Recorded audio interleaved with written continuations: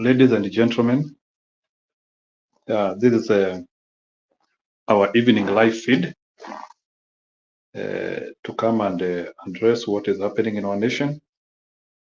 Other people have been here, and it has been people have been doing a lot here in terms of politics. So if you have 1 or 2 minutes, or you have even 1 hour, you can join us so that we can be able to talk as a people as we try to address how our nation is moving forward. Yeah, I know people are sleeping. Some could be busy elsewhere, but we can actually join up here and discuss 1 or 2 things. So feel free to join here and we discuss the state of our nation with an intention of discussing the best intention for our nation. It's always important to make sure that we are talking about what is happening in our country.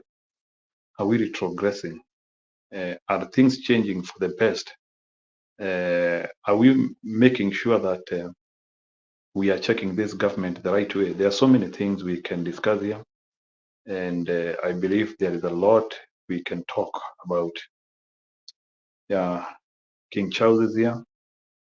Has he been effective so far? Has he done anything for Kenyans? Is he here for Britons? Or what are the gains so far? Is there anything which Kenyans can say like something has been done? We can discuss about that.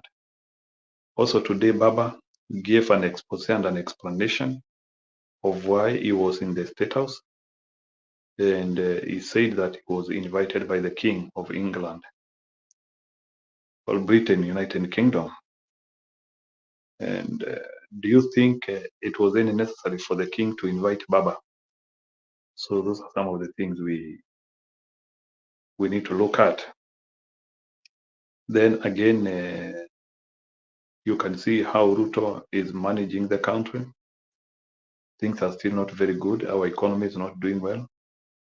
There are so many things which are going wrong. So far, we cannot say that, including even those people who might have voted for him. I do not think like people can say like they have gotten the benefit of their vote. I do not think people can say like they can say they have gotten the benefit of their vote. So anyway, ladies and gentlemen, you are free to join the feed so that we can discuss more. So feel free to be here. There is a lot we can talk about. I just want to first of all send the link to people. Yeah, people can join using that link.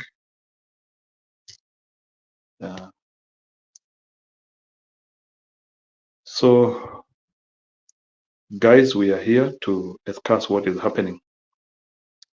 There is a lot we can discuss as a people, even to talk something about that nation. It takes a lot of resilience to be a Kenyan now. You people, you can see what is happening even in the airport. Watu kukaguliwa vizuri. Some things are not making sense.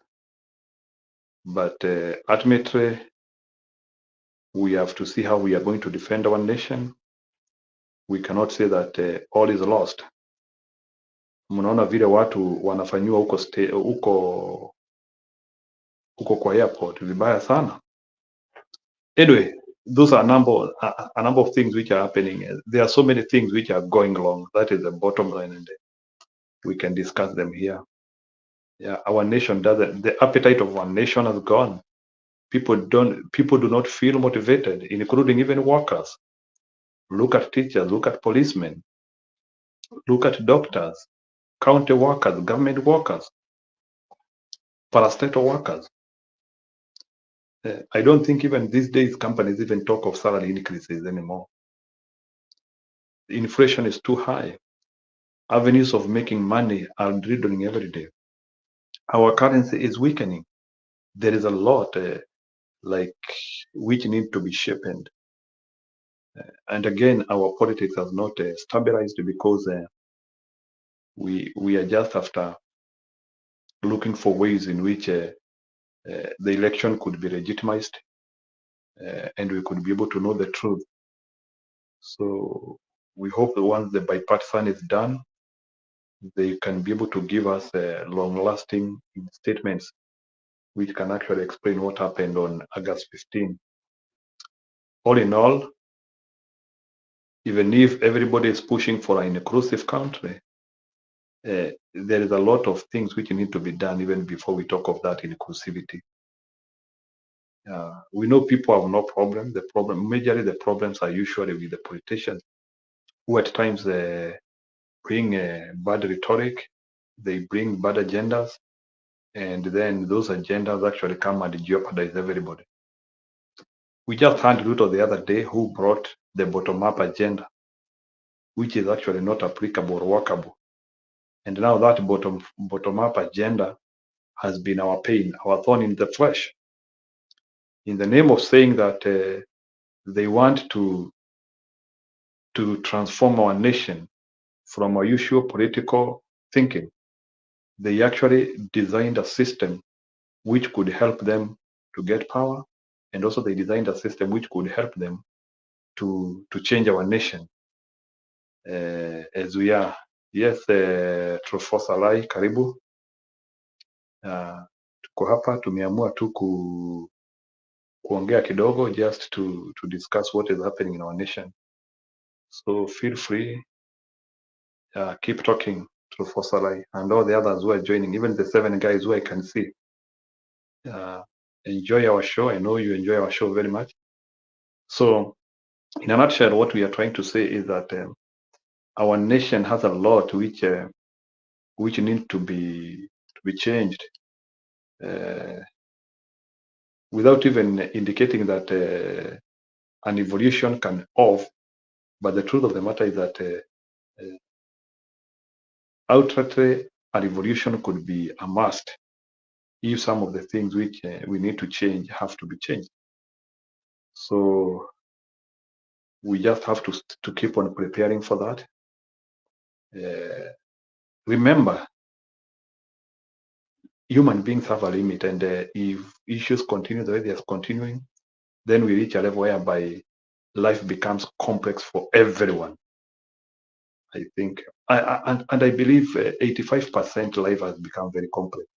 The only people who can have good money, people who can eat well, they are the only people who are close to the government and the people who are close to politicians. But largely majority of the Kenyans are actually struggling on all fronts. You know, naturally, you are supposed to struggle in one or two areas. But when you realize that, like, you are struggling on all fronts, you are struggling to eat, you are struggling to school your kids, you are struggling to travel, you are struggling to get a job, you are struggling on everything. That is when you discover that your nation is not doing well.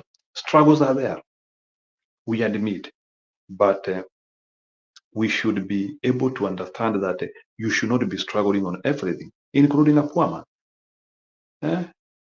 These days, we are even struggling. We're even struggling to get a good moment with our partner because we are stressed. So you can imagine you have not eaten, you have not eaten well, you have not paid school fees. How are you even going to have a good bed moment with your partner? You can't. So when you look at the advanced effects of mismanagement, especially by what this UDA government is doing, is much more than you think. I can tell you there are so many things which are not happening as an effect of what these guys are doing. And I don't think like ati hao watu kuna kitu wanapangia. I do not see any player hapa, sioni mchezo ati inapangwa ati where they can win. I think hii kitu washapanga vibaya. So Trufosa anasema this Ruto lies is annoying and frustrating. Honestly, I was very positive that he was on his way out, but it seems this was just a dream. Yeah, Trufosa, I get your statement. No one cannot be gotten out. No one can get out. The problem is usually the people staying in a point of limbo whereby. So it's only that I don't know the limits of Kenyans. Inakaa ni kama Wakenya ni wavumilivu sana. I don't know. Sijui kama Wakenya ni vile ni wapole. Kenyans can eat feces. Kenya, yani inakaa Wakenya, I think they can take so much frustration.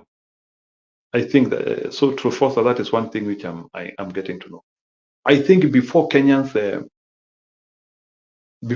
react to something, that thing must be like, for example, ni vitu mingi sana tumeishi nazo and we have normalized them as if they are normal. Kama sahi banditry is, we have normalized it. Wizi, we have some estates whereby we have normalized the wizi, watu wanauawa ovyo ovyo. That is usually the problem of our country. Kitu ikitendeka saa zingine tunainormalize instead of looking for solutions to solve that thing. Hata unasikia watu wakisema hiyo ni kawaida, kwani hujawahi jua hiyo? You see, that's how we talk as Kenyans. Sasa hata Ruto, what is happening, there are some people who have normalized, wachana na huyo hata tumemzoea, wachana na huyo hata tumemzoea, wacha amalize. You see that concept of wacha amalize. You see, there are those people who are given chance and time, but you cannot. I know even people who are married here. Assume you are married to a wrong partner, a husband or a wife, whichever.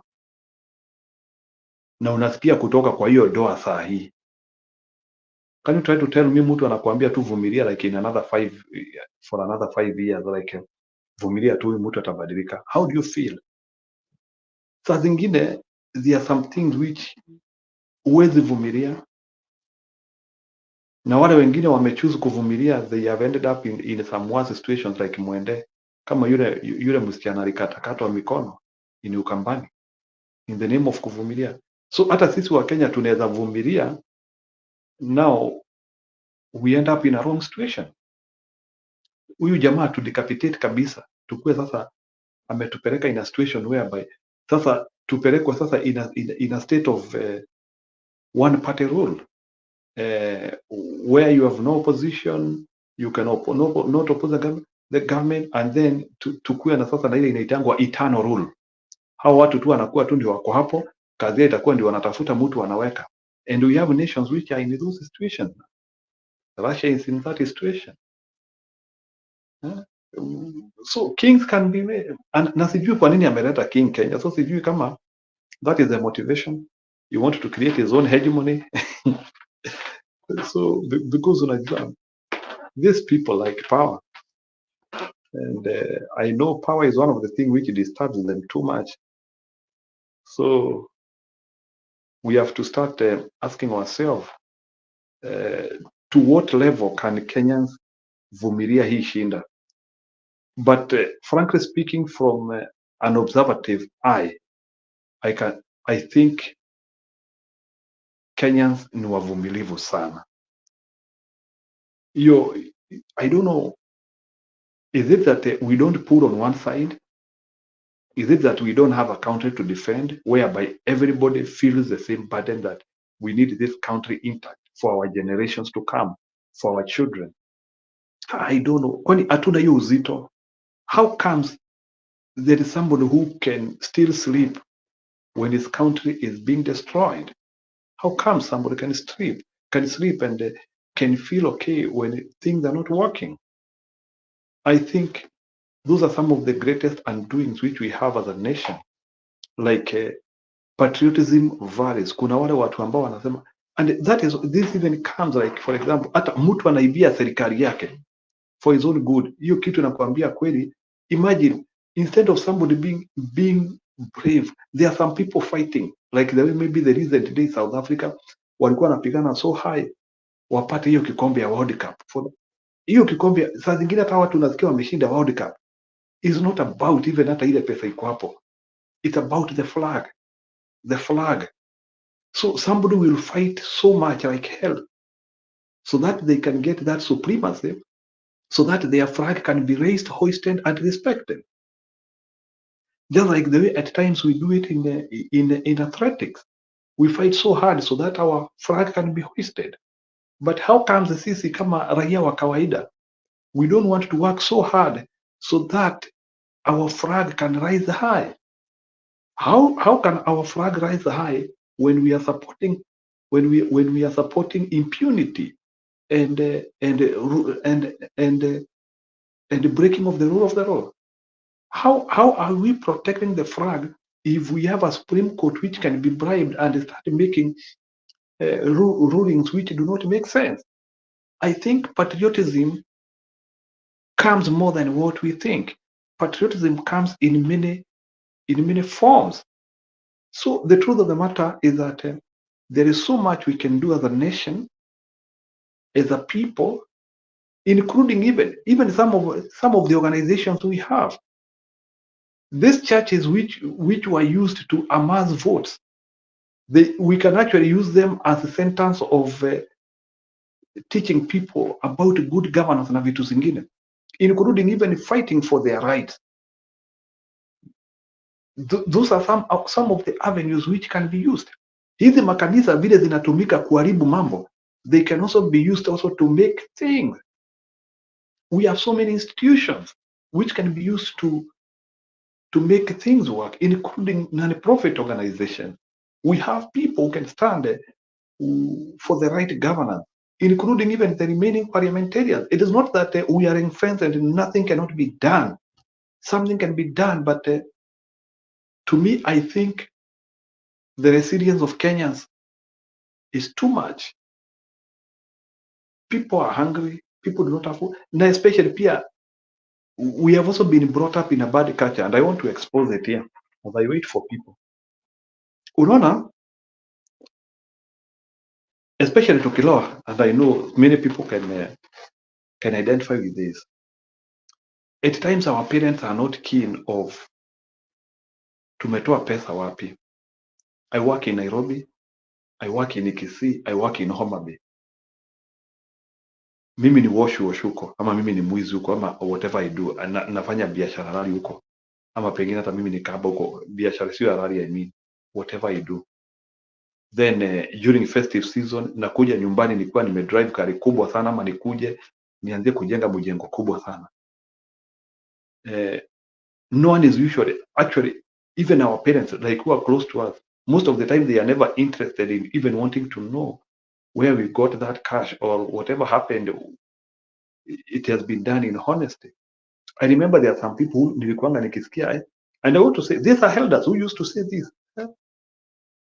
Some elders who used to tell us these things, but saa zingine ni unashangaa elders unasikia wewe ukienda huko Nairobi ukikuta wameweka vibaya usiache. That's how elders used to tell us.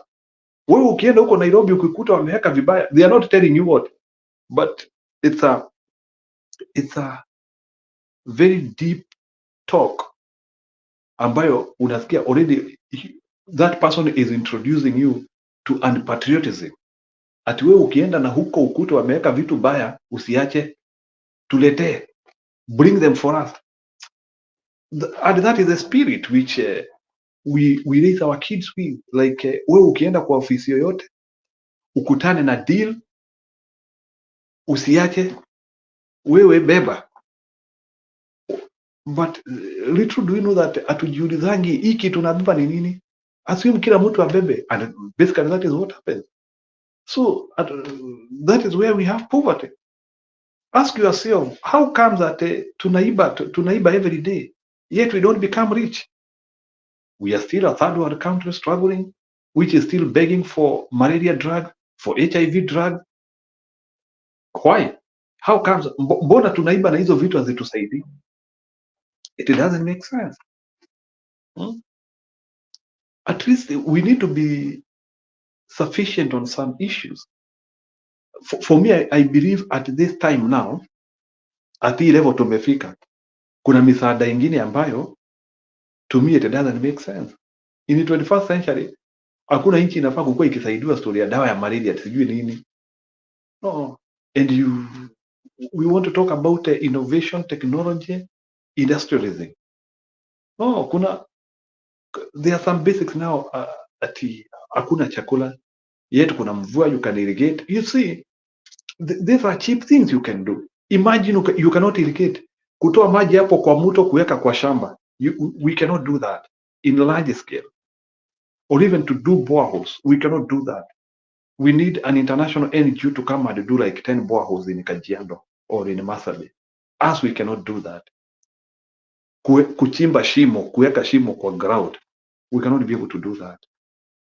And yet we want to think on some more basic principles in life and how we want to improve governance in some more areas.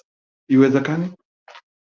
So that's why I'm saying there is a lot we can do as a people, and we need to start understanding how we can be able to change our nation based on, because like our forefathers had nothing much to do because their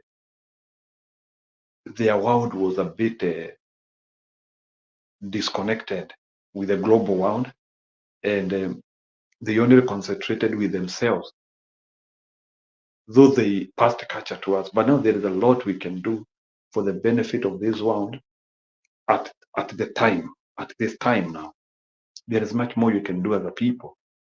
So, and I don't think we can regret it, or even if Ruto rules us for 30 years, I do not think like we will one day come here and regret that there was an opportunity we had na tulishindwa na kufanya, because the truth is that opportunities are there, ni sisi hatufanyi.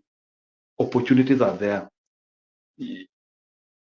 everything is there, and you can organize, you can mobilize. So to me, I think the levels which even Ruto himself is taking us, these levels of mismanagement, it is in our own making. Sisi wenyewe ndio tumemruhusu afanye hivyo, because he has not received a serious push so far, serious push, including even prosecution. Ni watu wangapi wamepeleka Ruto kwa koti kusema what you are doing is illegal, what you are doing is illegal. Even if hizo kesi they will amount to nothing because court ni yake. But why are Kenyans not pushing enough on this guy? And when we talk about pushing, it's not only about senior leaders. Why are we not seeing institutions, associations, organizations, formations pushing this thing? So why can't we see people pushing Ruto? Why can't we see people pushing Ruto? Because you need to start feeling it. But this idea whereby tunasema tuache afanye Kenya anataka, I think it is not the right attitude. This guy can be pushed. He can be pushed. We have intellectuals who can actually oppose them mentally, or oppose him mentally, and do this thing. Otherwise, we cannot say that we have been destined to suffer because of a human being, because of one human being trying to satisfy his ego. Hao nitawaongoza kwa kimambavu, watajua wanijui.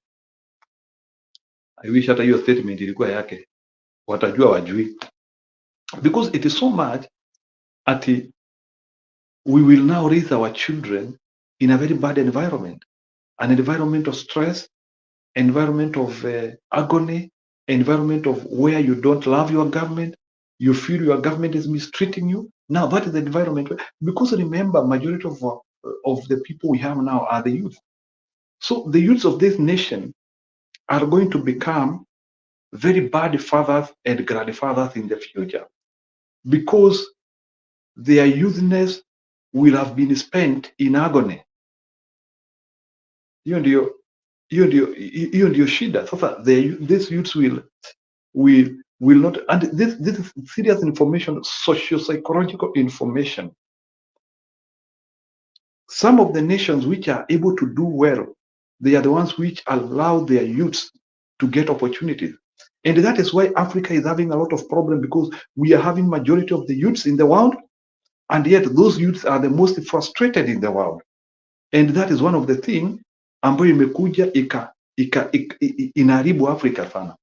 Even as we talk of Africa is rising, Africa is doing good, but what are we doing to our people, especially the young people who are supposed to continue the lineage of that nation? So so naona hapa Viki anasema anyway, unfortunately sina namba zao. I thought this feed tells them directly when something is started. I'll just be here, so if they will be willing to join, well and good. If not,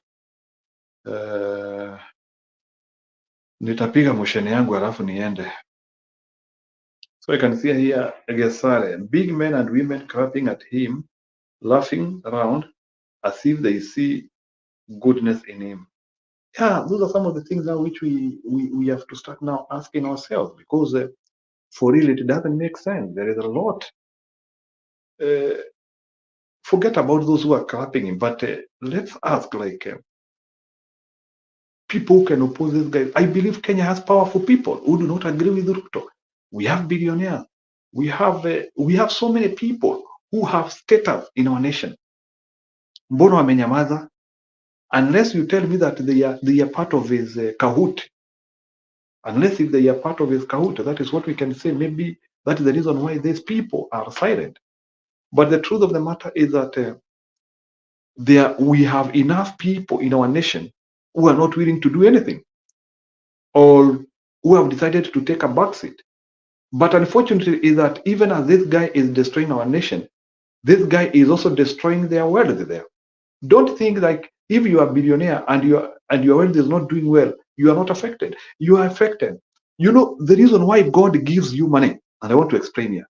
The reason why God gives you money, it is money is a source of many things. Money can even give justice. If you have money, actually, you can be able to do things which poor people cannot do. And there are some places where you can use money in a good way. And I believe any person who can use his money to try, that's why we have somebody like Mo Ibrahim from Sudan, now from London. He even pays people who he thinks have done good governance. I hope they do the assignment well. It's quite like a political thing wanafanyanga pale. But ile kitu najaribu kusema ni ya kwamba we have enough people who have money and they do not agree with this government. And those people should start caucusing now and coming up with proposals and even having conferences and press briefs or talking about the state of the nation. Unajua saa zingine nashangaa shida yetu kama Kenya ni nini? Up to now hakuna hata mtu anajaribu kuaddress the failure of the dollar against Kenya shilling. No one is addressing it. Ati tusome ukuta na tusonge mbele. Wewe soma value pale na usonge mbele. Like there's no one who is trying to give the status and what the government is doing to cushion us from these ruthless things which are happening. Yani wewe soma ukuta ukisonganga. Yani like in Kenya no one is answerable to anyone because vitu zingine zinatendeka. We are supposed to be having a press conference. Where is this guy called the government spokesman? The government spokesman, if Ruto doesn't want to talk, the government spokesman should stand to us like weekly and give us briefs.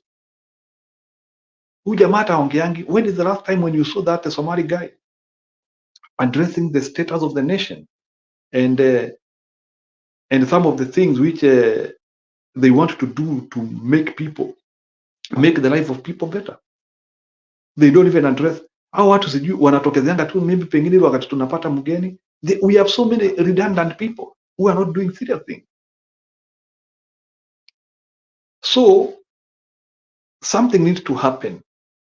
Na saa zingine pia, let me tell you, mtu munyonge, this is what happened. Mtu munyonge anaongeanga ile wakati amefinywa kabisa. And nations have been changed by people who have money, who have, because I remember, like for example, and I want to explain it here.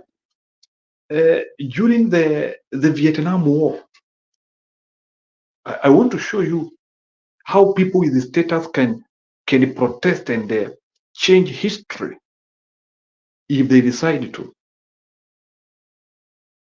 There was this guy called Muhammad Ali, boxer. Muhammad Ali did a protest. He said he cannot fight for America as long as America is participating in the Vietnam War. And he was very resilient on his words.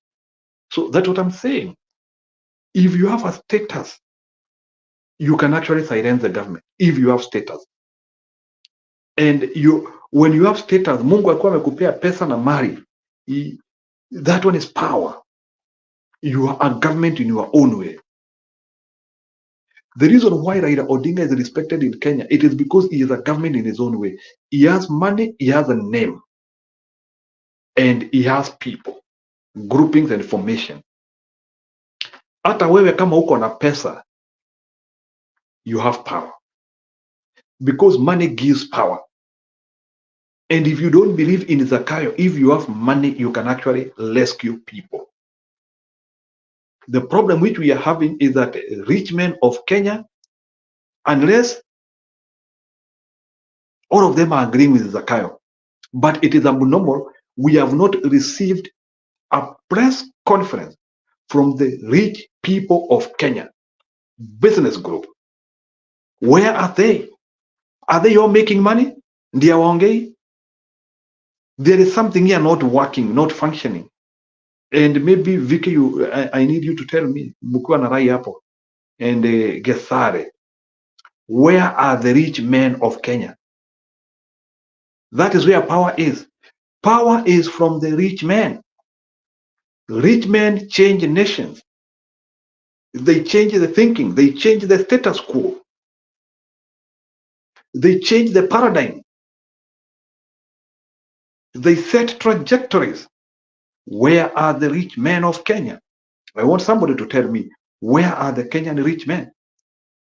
And maybe, and I think we have them. I know several. SK Masharia. Nani mwingine? How many billionaire? SK Masharia. Kirubi is gone, but I know that he has sires or next of kin. There was Kirubi. Akina Jenga Karume. I know the Jenga Karume. Meshoke. Ukambani, there was Mwao. There was Mwao. In Masaini, there was Olentimama, Oletipitipi, or Oletiptips. In Kakamega, huko, we have like this guy who used to be the MP of Westland. That guy, I believe, is a billionaire. He has businesses. All those people, some of them are all those people. Do you want to tell me that, like, yeah, Munga, kuna mwingine ameandika Munga hapo, Munga wa Equity, akina Kariuki. Jamaka, there was another guy who used to be called Oyagala, ama ni Oigala wa KCB, Martin Oduol wa KCB.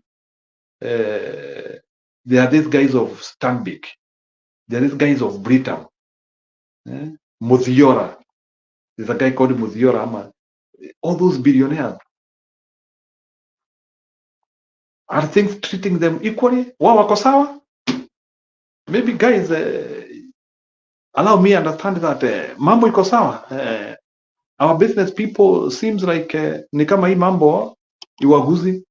Inflation is good for them. Cost of living is good for them. Na hii mambo inatendeka, it is good for them. Tulifosa kuna mtu ameandika hapo Abwela. Yeah, akina Ndegwa ndio hao. Good. So hawa watu wote ama hawa pesa yao usiku na mchana tu, it looks stable. Haibadiliki. So certainly, I think certainly we need now to set a trajectory. Either the poor people are always on their own forever, and maybe that is the reading which I'm getting there. At times I think the problem in this life is usually with the people who live hand to mouth. That is what I get from these people. Maybe kuna mtu, maybe I'm a billionaire, I will not care of what Ruto is doing, but somebody, yule mtu ako pale Mukuru kwa Njenga kwa Ruben pale, Huruma, these places, ordinary Kenya who has to fuel his car from his monthly pay, from his small scale business, kashamba yake pale ili amepanda tumaindi na sukuma. But I think the poor man, the common man, is the one who is facing the wrath here. Maybe business is good for big business. Maybe Ruto has captured Kenya together with the big business. That is why these people are not talking. Maybe now cartels are very serious now. They always talk of cartels, but suddenly I know they also enable us.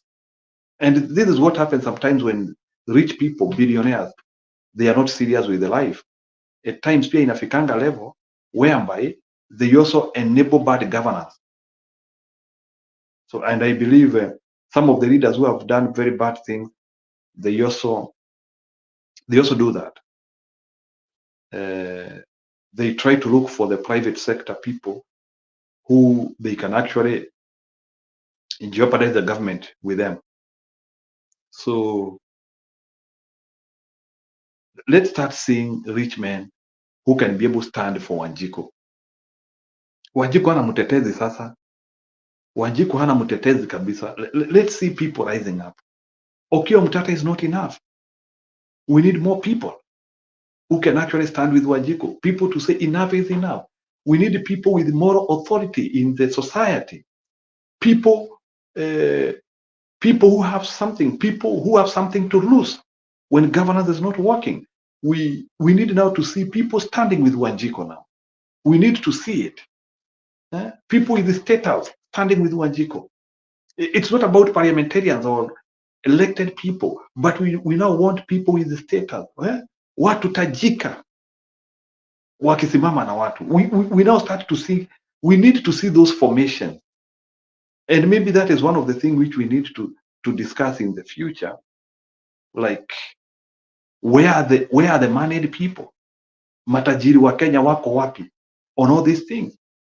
Unless you tell me these people are not being affected, it is their harvest time, things, their issues are working like a fine-tuned machine.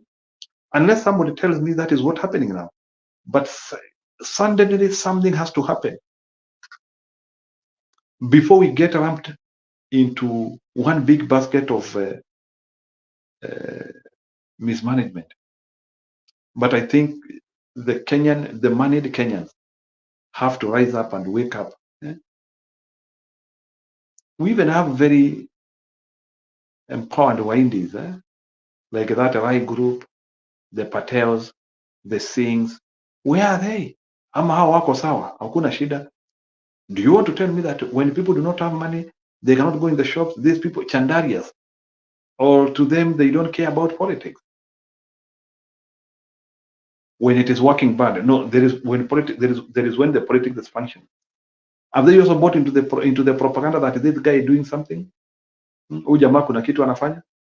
Do you want to tell me that how watu, especially the hawa wenye hata Kapa Oil Refineries Limited, the visual mass, hao wote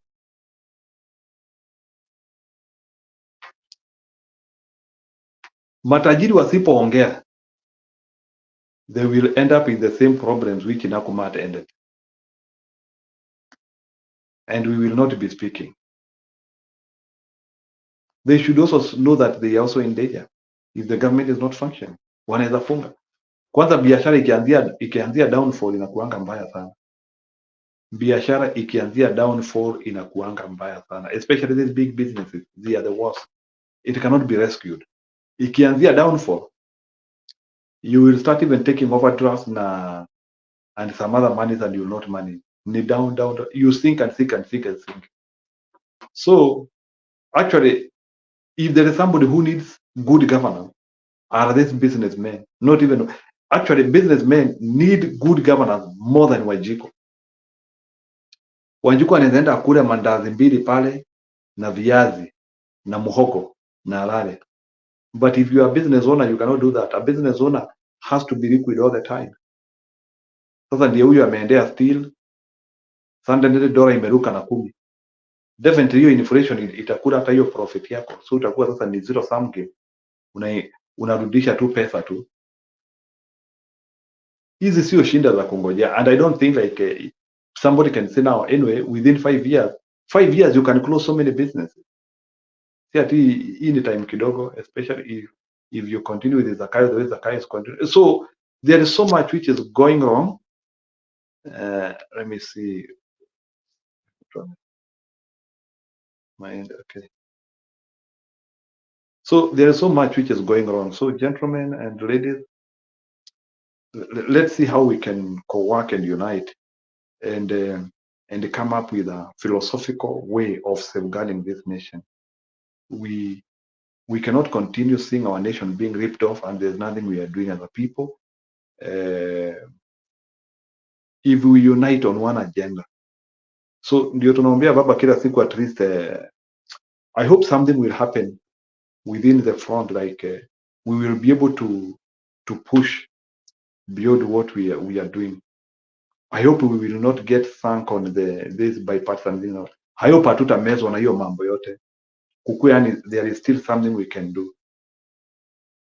Yeah. We can change governance of this nation. We can start seeing things working for the common Wanjiko. We can start seeing people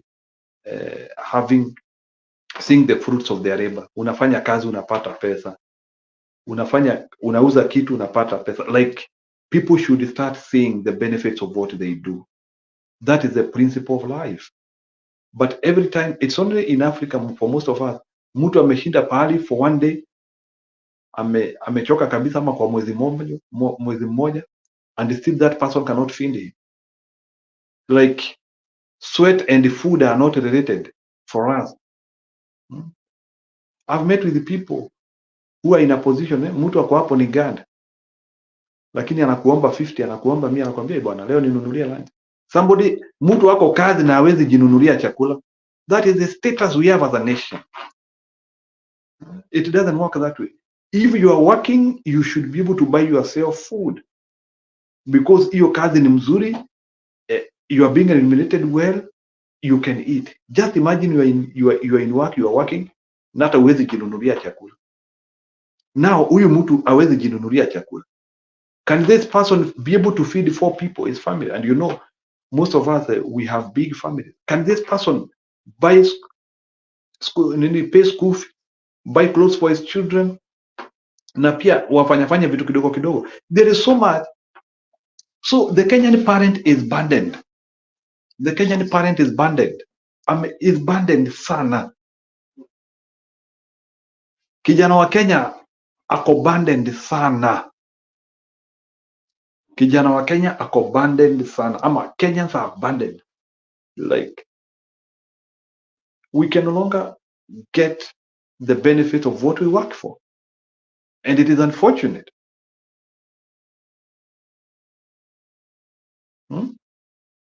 It's unfortunate. Like, people are working. They can't afford good life as a people. Wewe ni soja pale, hata wewe ni polisi, maisha tu ni ombaomba. Just imagine, maisha ni ombaomba. How do you feel it ati polisi tu ni ombaomba tu, polisi wa Kenya tu ni ombaomba tu? Wewe inaenda wapi? Afande, sina shida. Unaingia kwa mfuko unampea kitu. Ati they cannot have dignified life unless they waende wakasumbue raia. There is a problem in the fabric of our nation. We can do things right. We can fight for this nation. Ultimately, kama vile tu tulisema tu the other day, formations have to come up. Let me hii ni kitu nitasema hapa sasa. ODM is not enough. Jubilee is not enough. We have now to start having now formations. Sio lazima tizikuwe ni chama za kupiga kura. We now need formations which can be fighting for people. We now zinaitangwa vuguvugu. We now need formations which can start assembling people. ODM, the ordinary political parties cannot be able to now bring people together. We now need electric formations. Formations like there are some. It's only that sometimes those formations they are not built by very politically electrifying people. But for example, Rida Katiba, such formation, we need a formation. Mtu akuja atengeneze a formation which all Kenyans can join in. We can even have like a formation, Action Against Zakayo is a formation. And we Action Against Zakayo is a formation. We tunatengeneza vuguvugu kama hiyo, Action Against Zakayo. And people start joining that things and we start rolling out agenda. We need formations now. Any nations which have fought using revolution and they have changed their governance, they had to make formations outside political parties, formations which can be embedded with the motives and the spirits of the time, so that you can be able to build a force which can be able to push for changes we want. We now need formations. That's what I wanted to say. We need formations which can change that nation. Lazima sasa tuanzie kujipanga. And if we believe there are people with money, people, and we see like, that's why you even see like nations which do better, they are rich people even do donation. But some of our billionaires actually can help in establishment of this formation. It can be money well spent. Kama wewe ni billionaire, wewe uko na pesa, you can even give out your 100 million and say, hii pesa, we want to make sure that it will be able to assemble people properly so that they can fight for their nation. Saa zingine unaweza kuta yule mtu ambaye hana pesa ako na energy, lakini yule ambaye ako na pesa hana energy, so it is usually an exchange for the betterment, because again these formations will also need planning and financing. So that one should and will be the formula to affect our governance as it looks now, or as it seems now. So we have to start having formations which will start fighting for the change of governance in Kenya. A formation which can actually action the improvement of the constitution. A formation which can become a grassroots force to the people towards rescuing them from the current yokes and the current undoings of Zakayo. We need formations or a formation. And I know people will join those formations. And then those formations actually could be the formations which are the driving forces even of Maandamano. If in any case we will ever have Maandamano in the future, I don't know. But we need formations which can drive agendas now. Political parties are very reluctant. I don't think political parties can be able to drive revolutionary agendas. Political parties are usually single-minded on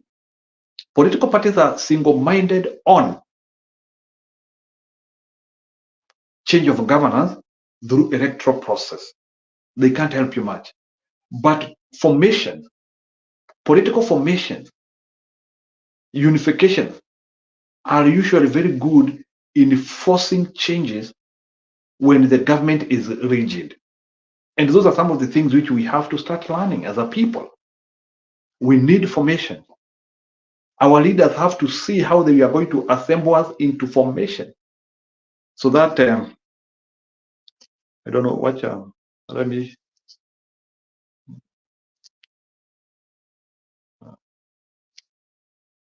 I needed to, where is it? I needed to share.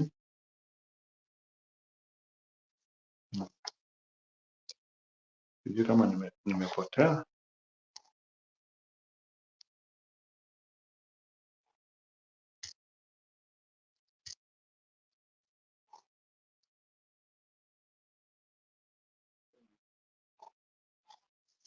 So Kenya, there is a lot we can do.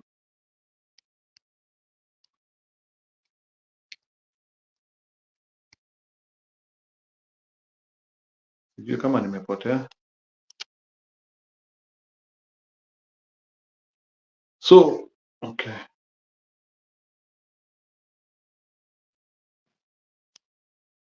I don't know.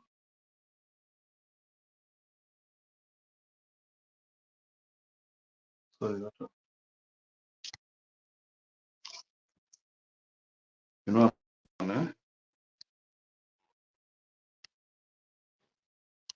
Let me get in again.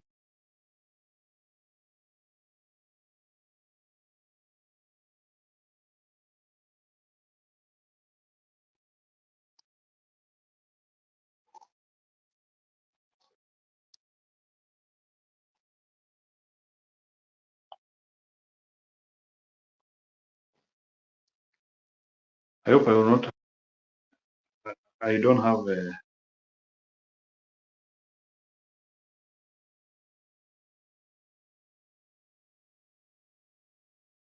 Wow, a moment.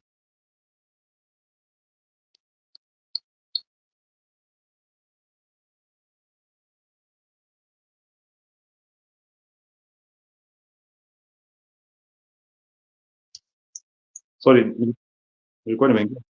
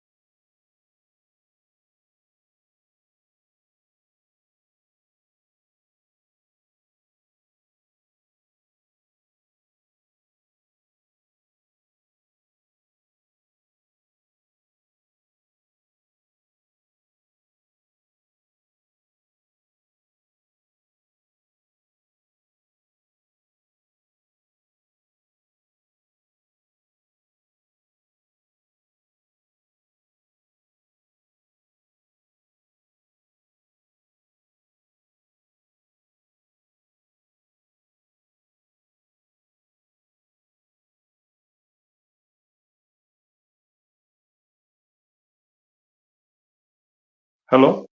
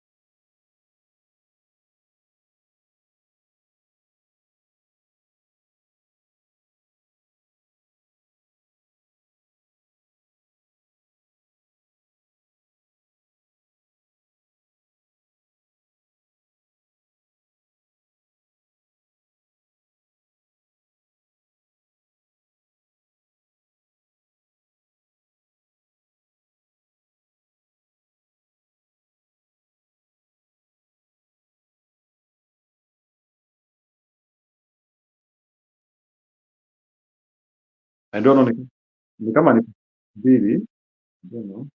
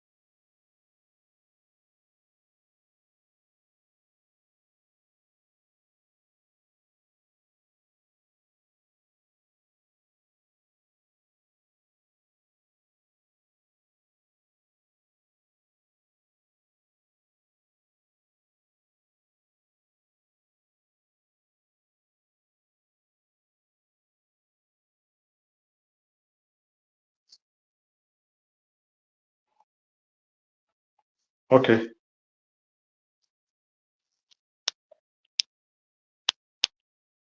But I can hear. I have echo there.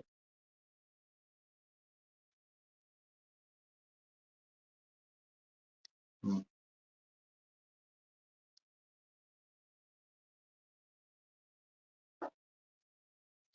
Okay.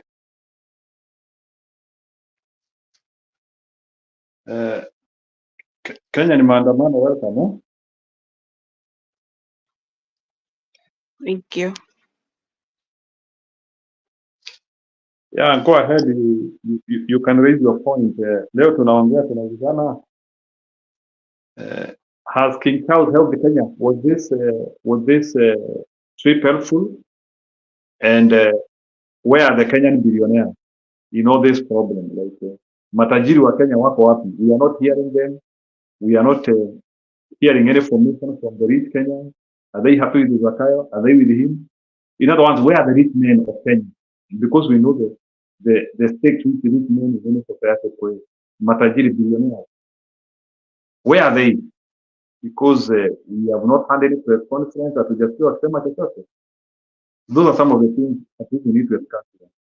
But so far, do you think King Charles has achieved his objective of being in Kenya? Is it helpful? Whatever he is doing, is it more helpful to Kenya? Or is a random thing? Go ahead.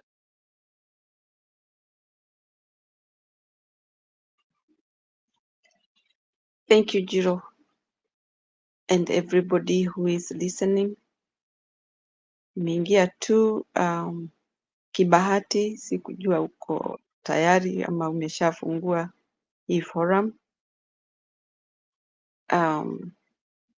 Mimi yale naweza changia ni kidogo tu, kwa sababu as you are asking about the billionaires, I know there's a lot of things that really are happening and it's bad ones. It's not a laughing matter. Hii ni kitu ambacho ni cha ajabu na kinaumiza watu wengi. There before, I think Njiro, if you remember, you heard that many billionaires walikuwa na pesa kwa bank, walihamisha pesa zao sababu waliona dalili ya mambo ambayo si mazuri. And I think they're just quiet because maybe they are thinking, what shall I do with my wealth? What shall I do to safeguard myself? Because this is a terrible, terrible thing that is happening in Kenya. Yesterday, I think I mentioned something like unstabilizing Kenyans in whichever way. Sio tajiri, sio maskini, everybody anaangalia over the shoulder. Because as you look at this Jambazi, he seemed to have the power and being above the power. Being above the power, what I mean is that hata kama ako na power, he's abusing it. Abusing the power because huwezi ku-oppress watu kwa sababu uko na power. In fact, people now look like sio nyinyi mmempea hiyo kazi, ni yeye amejipea, which is true. Alinyang'anyana kuwa hapo kwa huo usukani. And so he is oppressing everybody. And as you have known his history, na hata alisema atasafirisha watu ama muende jela. And in fact, innocently, you can find yourself in a very bad situation with this kind of fake government. Hakuna mtu kwa hiyo serikali ambaye anaongea habari ya development. Development iko kwa mdomo, but not in the act. mambo yao yote ni ya kufurahisha watu hapo, kama kupea watoto peremende ndio wafurahi. And you know, a child once gets the peremende anaona maisha yake yote imekuwa safi, sababu mtoto hafikiria habari ya kesho ama saa hiyo ingine ama future, ni mtoto. So Kenyans are being treated like kids. Kuambiliwa kesho utaletewa peremende, na kweli kabisa unanyamaza na unaenda unalala, sababu kesho unatarajia kupata peremende. It's sad. Na hiyo kitu nafikiri ni watu wengi wanajiuliza hivyo. What is happening? What is going on? Huyu King Charles kukuja nchini, mi nasema ni history yake alikuwa na make, na kama ameitwa na jambazi, jambazi anataka aonekane kuna watu wakubwa wanakuja nchini kwa sababu yeye ni president. Yani anataka kuwa legitimized by the perception, people seeing people from other countries flying in to come and say hi to him or whatever. We don't know his mission.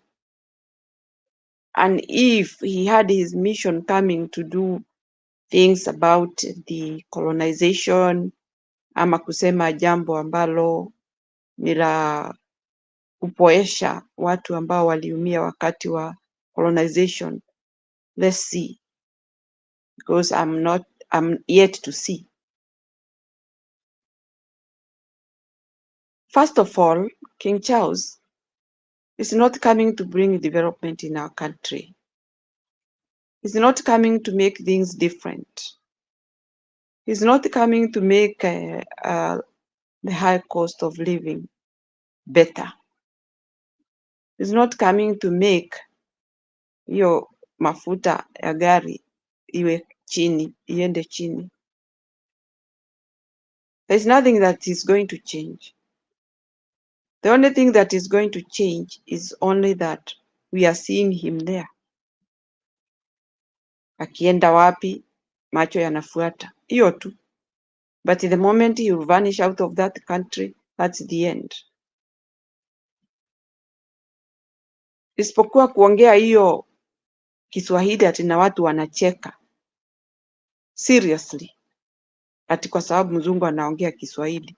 Seriously. People see like it's a big thing, it's a miracle happening. Ati mzungu anaongea Kiswahili. He should talk Kiswahili and say things that help wananchi if he was coming for help. But if he was coming for his own mission, it's up to him. We are not interested, actually, because even right now when he is there or when he leaves, wale wako na njaa, hawatakula ati kwa sababu alikuja, hawatavaa vizuri ati kwa sababu alikuja, hawataenda shule sababu alikuja.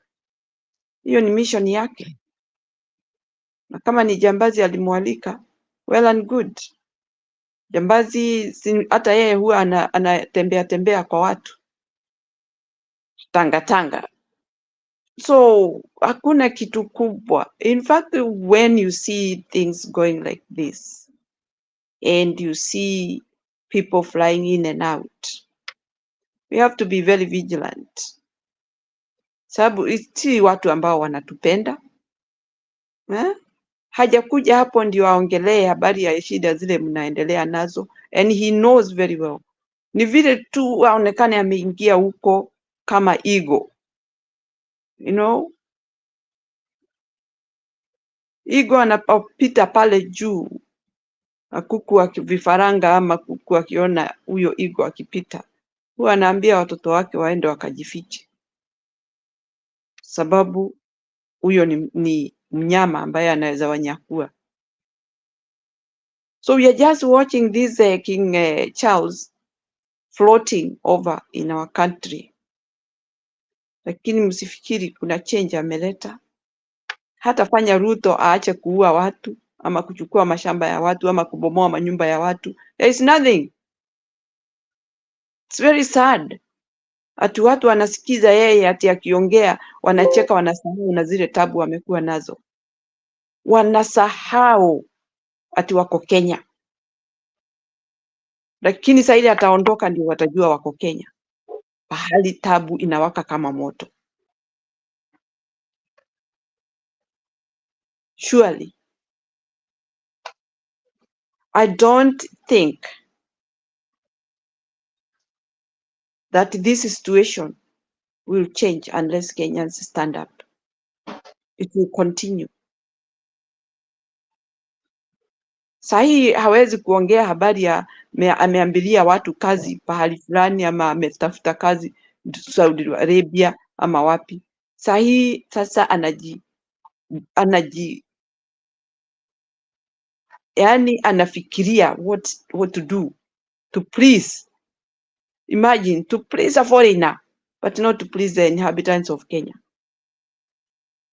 Yeye afadhali deal na foreigners, awafurahishe, awaonyeshe vile yeye huwa anaishi vizuri ama anaishi vizuri na watu wake, na ni uongo.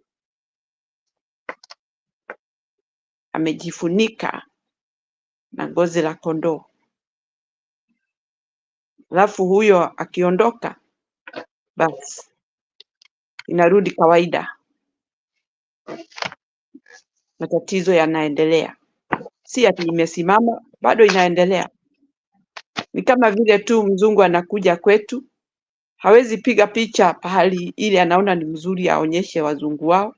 They like to go to the serious affected places and generalize that. That is how that country looks like. That is the way and that is how it is. Kwa hivyo Jiro, kuuliza habari ya bilionea wako wapi, walienda wapi, they are quiet because they are wondering, huyu shetani alitoka wapi? Huyu ambaye amenyanyasa na amechukua maisha ya binadamu kama yake, ni yeye amewalea, yeye ndio amewaleta duniani. It's very serious. Madam, can I ask you a question? Go ahead. Can't they use the power of money to make sure that governance done the right way in Kenya?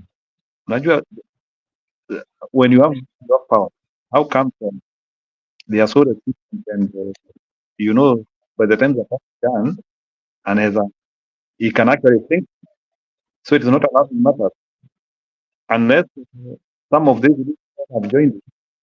I think there is no enough reason why you are rich and you think that is not doing well and you are not teaching and your business is not doing good. I think, Jiro, you have a problem. There is some kind of your voice sometimes is going away and then come back. It's like a wave. I don't know what is happening. Okay. Wacha nianze.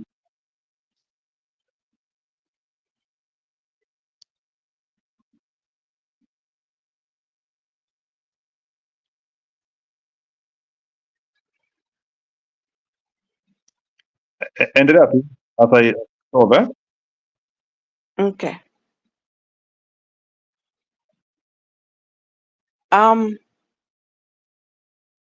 Saa ile mto umejaa, watu hawakimbiliagi kuvuka, wanaongojaga hiyo mto inapungua, ndio sasa mnajua vile mtavuka pande ile ingine. That is my thinking, because hii mambo imezidi kiwango, and I'm afraid I don't want Kenyans to get used to or relax. I want them to stand up and make sure they are aware of the surroundings so that when you are tackling this problem, you know where to start.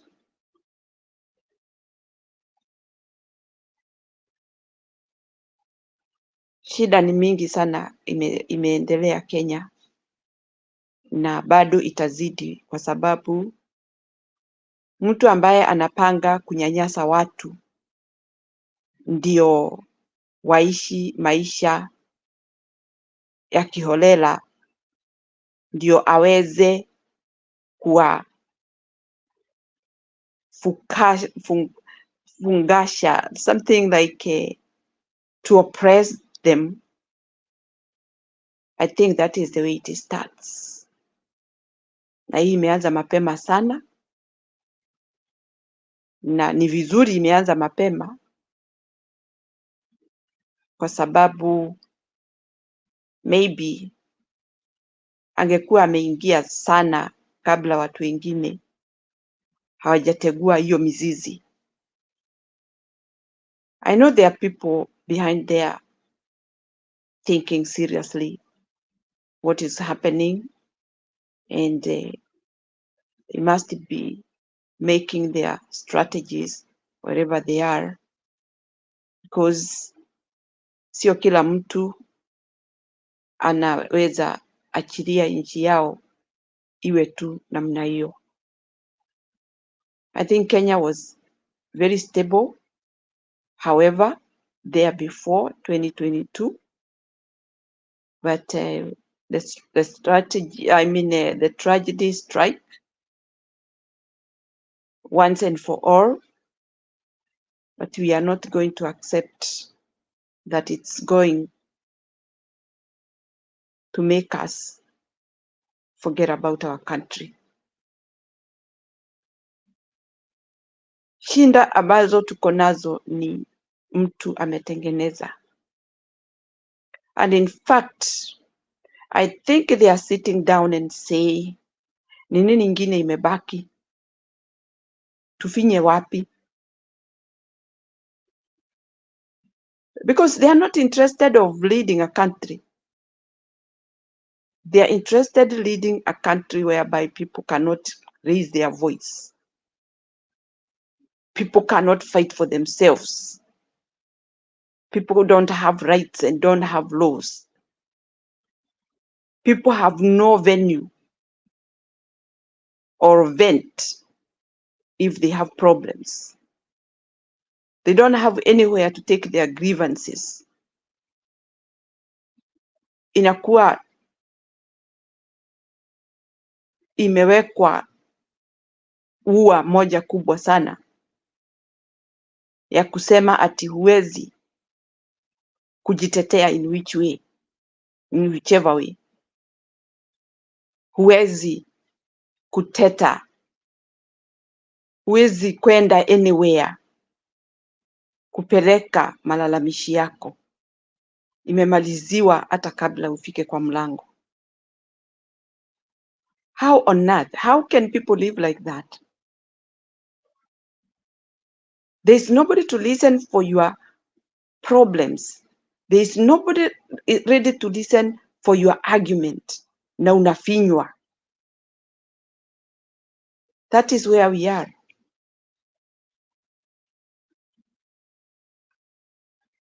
Na mwenye anakufinya, si ata anakufinya kwa sababu wewe umekosea. Yeye ndio anakosea. Yeye ndio ako na shida. Alafu anakugeuka wewe. Anajifanya wewe ndio umefanya mabaya, kwa hivyo aanze kukuumiza. But when you sit back, you see you did not do anything wrong, but you are being cultivated that you did wrong. How is that? How is that life? That's why people are not happy. And a country of unhappy people is very dangerous. Sababu hakuna mtu anaweza ishi maisha ya kukasirika kila siku. Hauoni maendeleo. Hutakiwi hata ufanye chochote.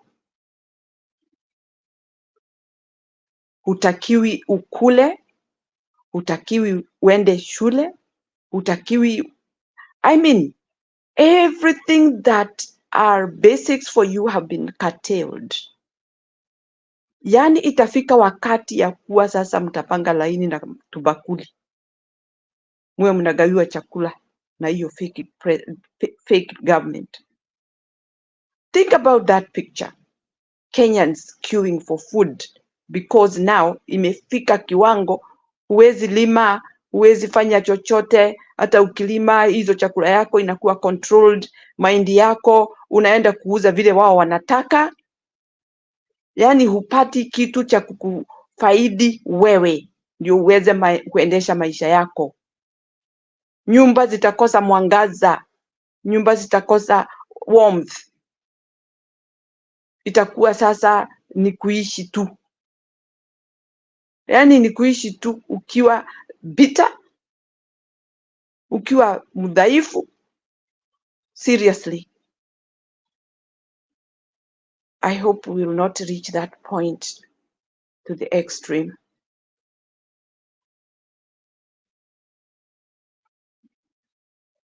Kenya ni nchi ilikuwa imeendelea vizuri taratibu. Wakati ulikuwa umefika ya Kenya kuwa watu wako pamoja na wanasikizana, wanaelewana, ni ndugu na dada, brother sister keeper. But I think even this very time, because of the problems people are going through, they are even more intact. It's only that this fake government doesn't want that. And seeing that you might unite now is to impose things that will make you equal and paralyzed in the whole country. And that's why you see he is putting all these taxes, every rubbish, because I can't believe ati mtu ndiye huyo kwa airport umenunua kitu kidogo tu ya mtoto wako ama bibi yako ama mama yako ama rafiki yako. You pay for it as if ni magendo umebeba, as if you have committed a crime. I'm just wondering, hata mtu akitoka Nyeri aende Nairobi, huwa ananunulia mtoto wake mkate anamletea Nyeri. Ndio mtoto wake anajua kweli baba alikuwa ameenda Nairobi. Is the problem because you are coming with a foreign thing? Basi everybody should be grounded. Hata wao majambazi wakae Kenya, wasiende pahali popote. Everybody should stay in the country then.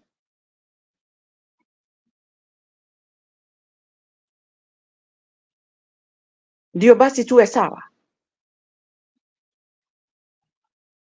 But how do we ground people? Watu umekuta wako salama salamini, umechukua tu usukani, umekuta watu wana maisha yao, wana familia zao, wana biashara zao, wana movement plans zao. But now you want to put people that you are the one who will be telling them when to go, when not to go. But do you know what they are having in their houses? Do you know what they are eating? Do you know what they are doing to get children to school? Do you know where they are getting money to take anyone, God forbid, who is getting sick? Why do you feel like you can take the country in your own hands na useme ati wananchi ndio wamekuandika? Sisi hatukukuandika, because wananchi hawezi andika mtu muragai, mtu ambaye hafurahii maendeleo yao. We can't. And that is exactly what it is. What it is. Ni maendeleo gani tumeona isipokuwa kuambiliwa?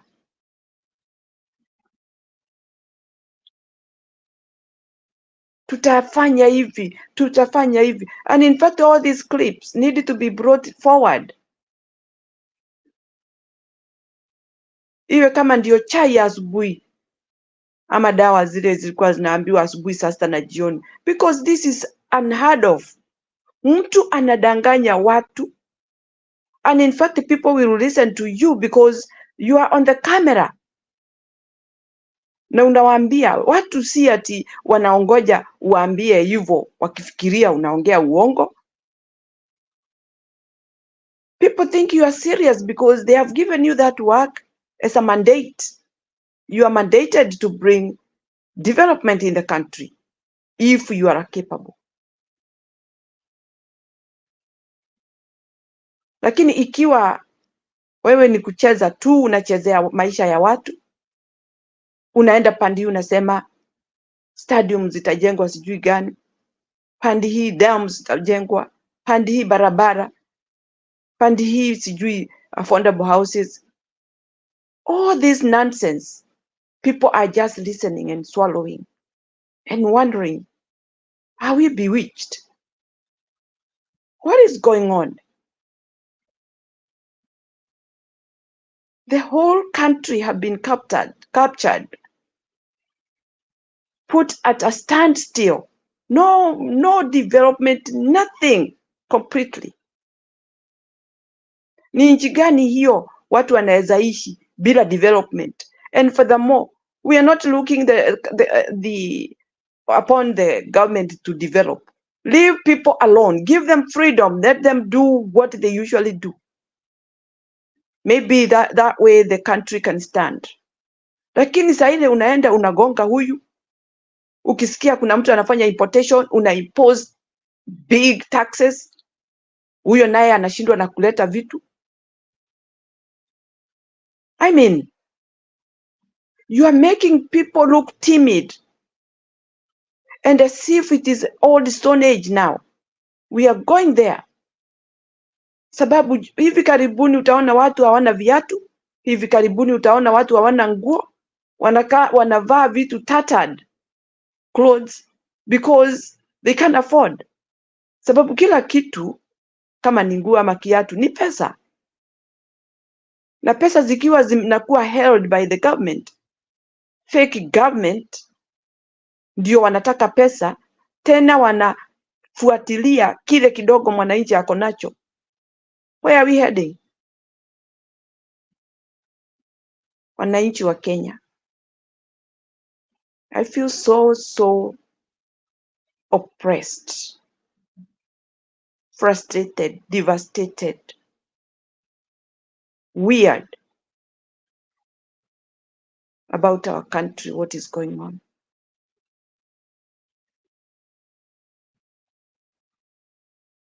Shida zimezidi, hakuna mtu anatatua. In fact, those people are just enjoying. And remember, Didi Nyoro said ni wakati yao ya kukula. Ni wakati yao ya kukula nini? Pesa yetu. So they're not going to do anything for us. It's just for them to eat. Do people think about that seriously? What is the meaning of somebody saying that ni wakati wao wa kukula? Do you Kenyans, do you think what that man said? How can you stand on a camera and say ni wakati wenu wa kukula? And it's the same man who said barabara tutakula. And they are the same group that are going around promising hii barabara itajengwa. Kwani saa hii ndio itakulika? Yaani tumezingirwa na watu ambao ni wanyama kabisa. Watu ambao hawajali vile wanasema kwa sababu wako usukani. Wanawaonyesha matafuno. Wanaonyesha tumbo kubwa zao zimejaa.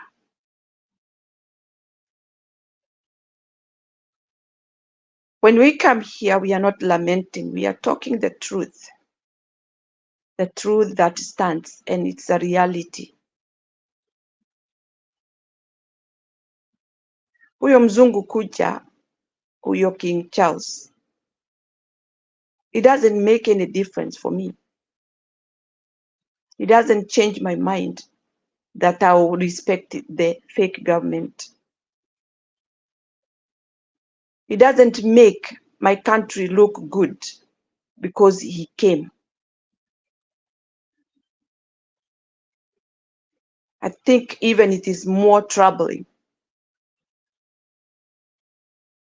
because you never know what they are planning with the Jambazi, who can take anything for Kenyan's life. He can sign anything because he don't care.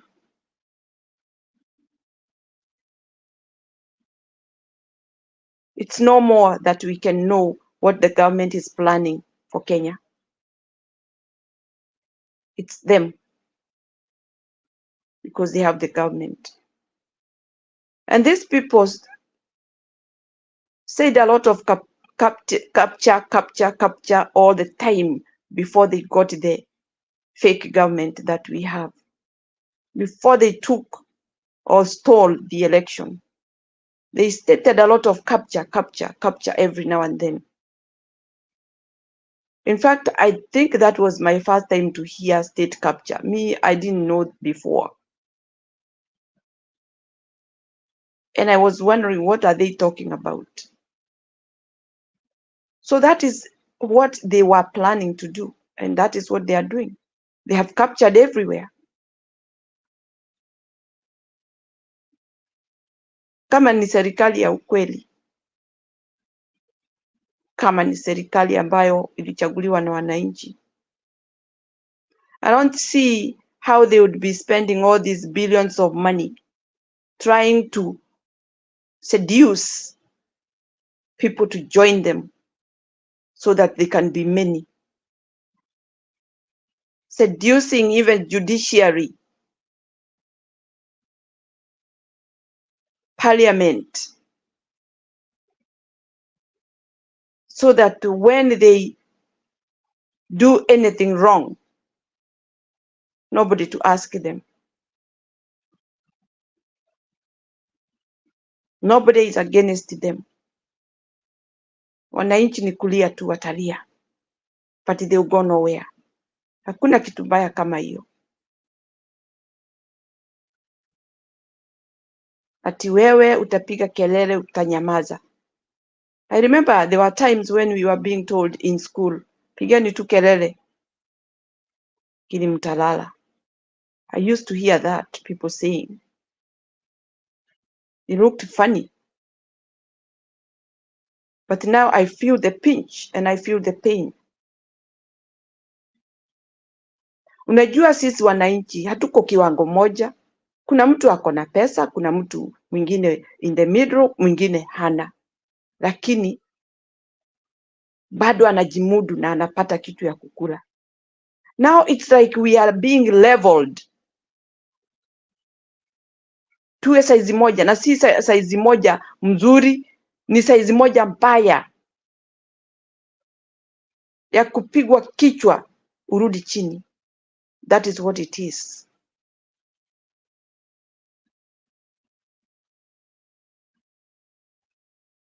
Kuna mtu alisema mtakuwa mnabeba pesa na wheelbarrow.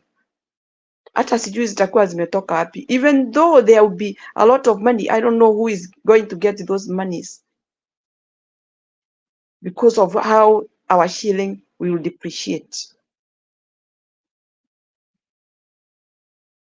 Look at that. Within a very short time, a country looks like ni kama mko mbugani, msituni.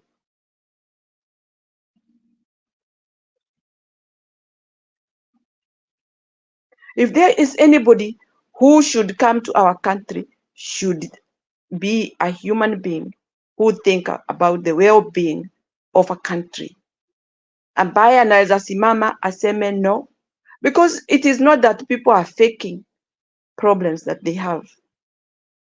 They are real and they can be seen. Hata wao watu wa nje wanajua kuna shida Kenya. But do they care? No. Maybe that is their wish. Kuona wananchi wanaumia. Hawana namna. Ndio wapate adabu, ndio wafuate ile amri itatolewa. Na sijui mnatolewa amri ya kusema nini, as if we were born yesterday or we were born under their care. People have lived independently with a lot of liberty.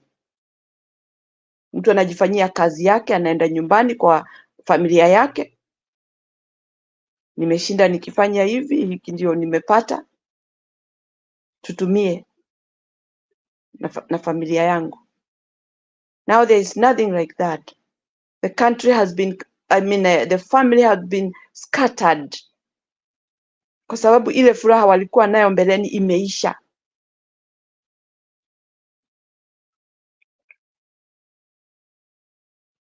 Imeisha kabisa. Watu sasa wanaangaliana kama maadui. Watu walikuwa family moja. You cannot be able to sustain your family as we have been and then extend a hand to someone else. Hata familia yako yenyewe peke yake inamshinda. What is happening to our country? Na huyu jambazi anaona hiyo ni kazi mzuri sana, hiyo ni mambo mazuri sana yanaendelea Kenya. Watu wakilalamika.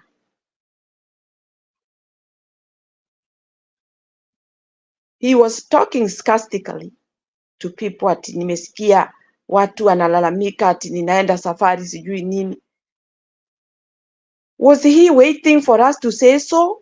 Can't he even know that he is misusing a lot of funds for nothing? Hizo tripu zote ni nini ameleta Kenya? What have we benefited from those trips? And what do they mean? Na akitoka huko sasa akija ni juu ya gari. Campaign. Surely, are we going to live on these campaigns? Are we going to survive in these campaigns? Is that how a country is being run? We have seen many presidents, once they are elected, they go to the office and get busy. It's not about tangatanga, and that word, that name tangatanga, fits them very well from the word go.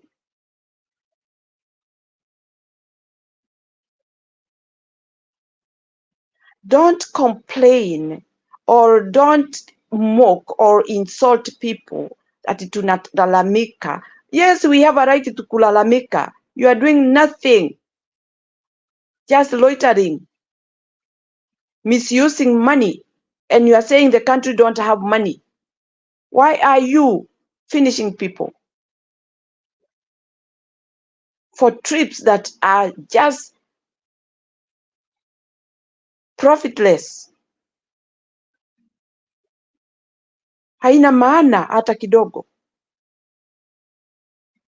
Unaendelea tu kudhoofisha nchi na bado unataka kukaa maisha hiyo ya juu, lakini mwananchi wa chini aendelee kudhoofika. How on earth? Na unataka kusimama huko barabarani ati uwaambie, unahutubia nini? Unawaambia nini? Are you trying to tell them you didn't go for those trips? Are you trying to give us a reason of those trips? What reason are you giving us? Are we ready to listen to your reasons? Unajua, when you are going for trips, for anything about the country, we can see, and people might not ask questions. Because we see, after he went here, he did this. After he went here, he did this. But these trips, kwani zote, hakuna ambayo inaleta faida.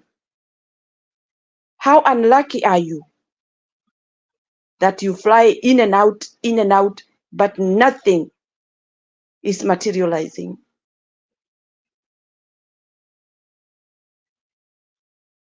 I think it's time for Kenyans to stand up for our country.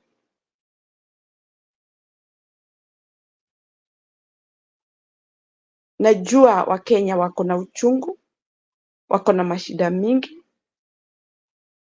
kwa wakati huu,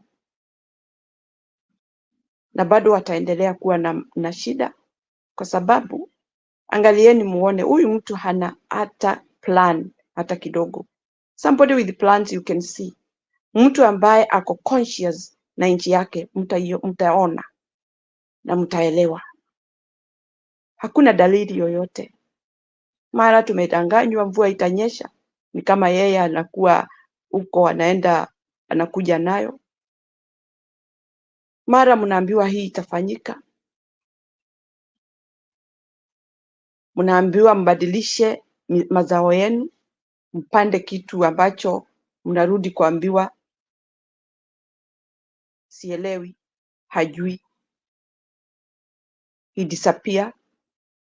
I wish hata ni safari ambazo anaenda kutafutilia watu market ya hizo avocado aliwaambia wapande.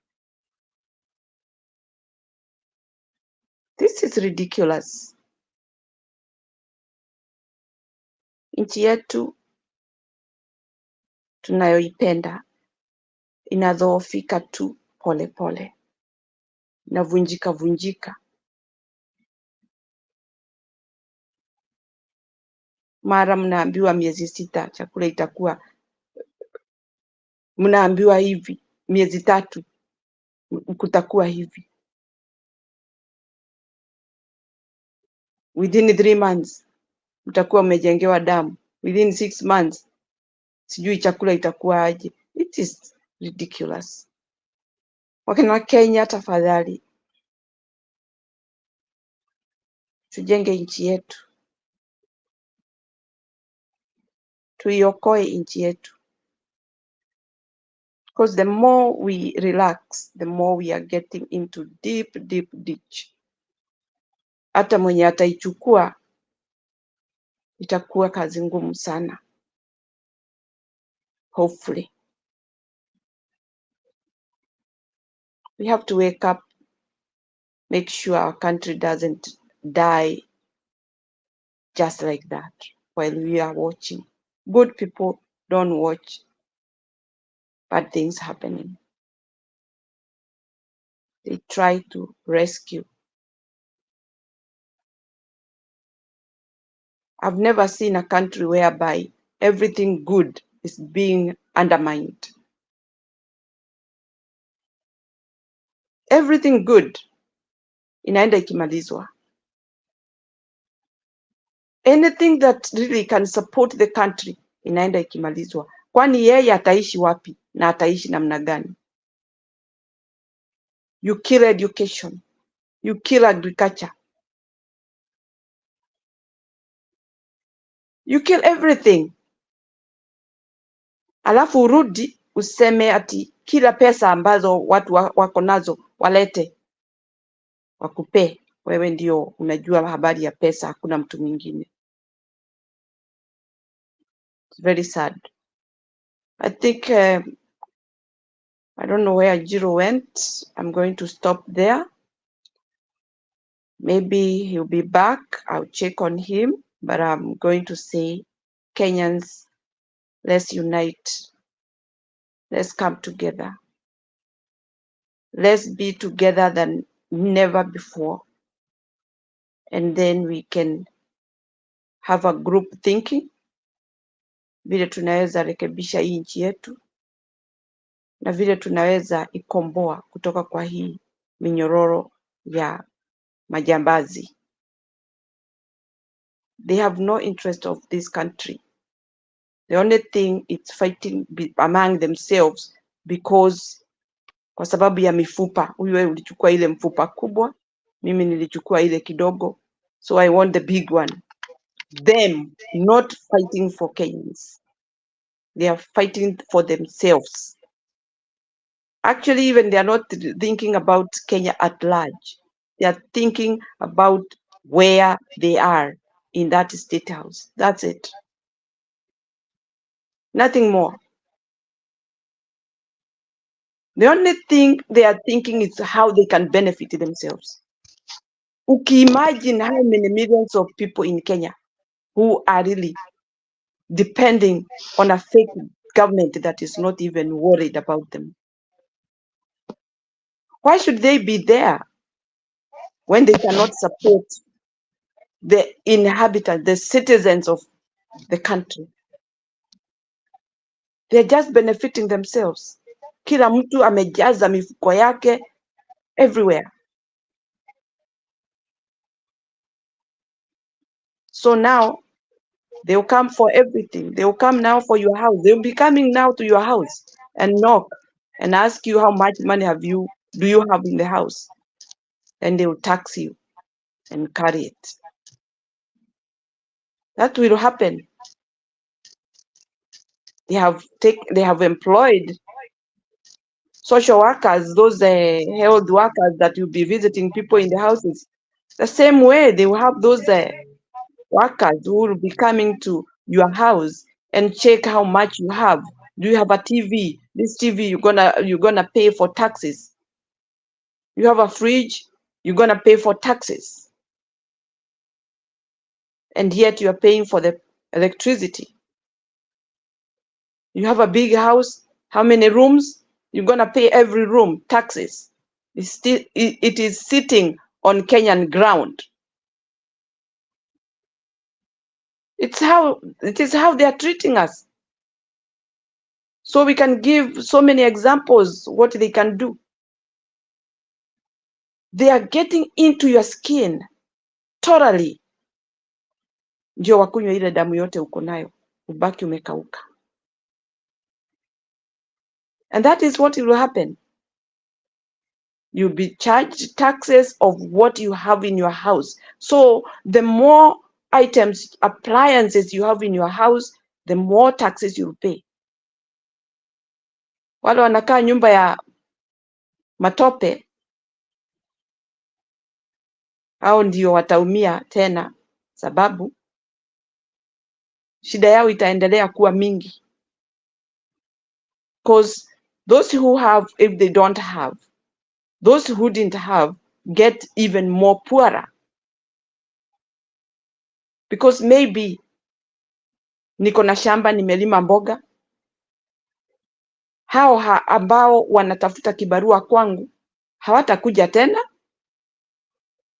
sababu mimi nikiishiwa hata wao wameishiwa. Nikiwa niko na ng'ombe ambao ninalisha, ng'ombe wamekuja wametozwa ushuru, nimeshindwa na kuwalisha. Huyo neighbor alikuwa anapata maziwa kutoka kwangu, hakuna maziwa tena. That's how you go reducing people's life or happiness in their life. Na si ati wananchi hawajiwezi. They can do a lot, but they are being limited. They are being told you can't cross here. Na hapo unaambiwa huwezi kucross, ni kwako. How on earth? Wananchi, I'll stop there. Kenyans, let's wake up and think what we can do for our country. Thank you, Jiro. I'm happy you are back. I think I have contributed a lot. However, and I hope Kenyans, we are together to see that our country stand. We can't live like that. We can't live in a foreign country whereby we feel like we don't have a home to go. We want to have a home that we long for after this. Asanteni sana kwa kunisikiza. Thank you, Jero. Welcome back. Asante. Nimejaribu kumaliza Hii eko yangu imekataa. I don't know what is the problem. I think you are good. I can hear you now. Oh, you can hear me without echo? Yes, you are better off.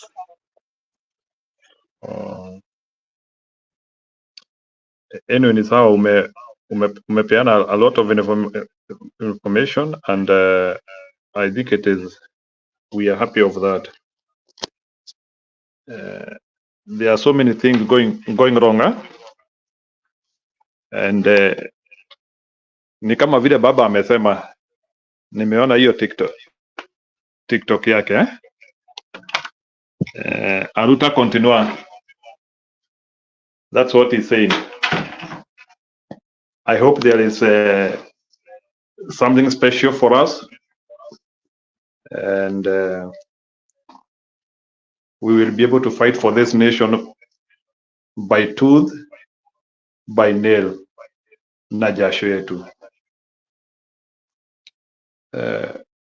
We cannot lose hope. In the name of Zacchaeus captured everything. Historically, people have ever fallen, and more so watu kama hawa wanini wa bad governance. We had like this president of Central Africa. He was very bad. We had Idi Amini, who used even to call himself the conqueror of the British Empire. There was Mobutu Sese Seko. There was Blaise Compaoré. There was Charles Taylor, the man of the short hand, who used to cut the people na alifanyia watu wa Liberia vibaya sana, and so many other guys. They fell. So even hii shida tuko nayo, it is not perennial. There are so many things going wrong. You can't travel without stress. You can't live without stress. And I think some of these things will even affect the health of our children. We will not be able to give full potential of our kids and be able also to use our energy to the fullest.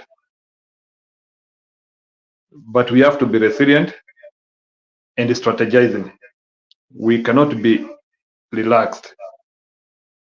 It's wrong. We cannot be relaxed. It's wrong. We have to think.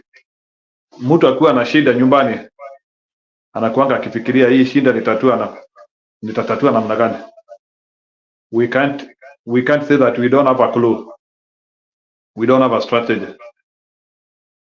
We are 55 million. We are 55 million strategies. Kila mtu ako na strategy yake. And one man cannot defeat 55 million people. Otherwise, if one man defeats 55 million, those 55 have to blame. Tuwezi sema ati Kenyans have no idea. Kenyans have idea. Kenyans have a concept. It's them to take responsibility by their hands. So Mama Mary, nimefurahia sana the way you joined here. Sijui kama ulikuwa umeingia clip nyingine ya Bernard.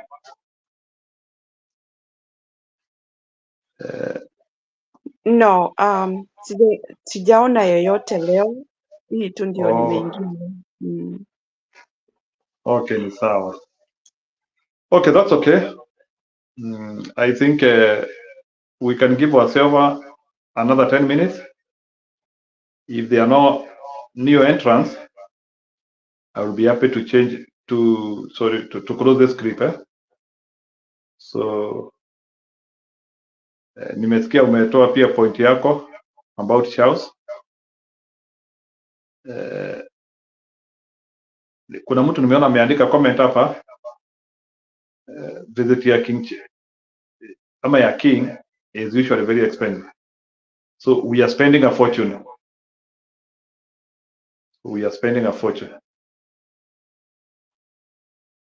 I hope that money is recoverable.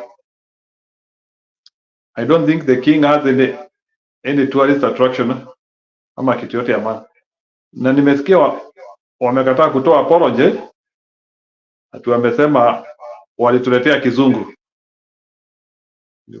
There's something there. So but obviously Western culture does not apologize.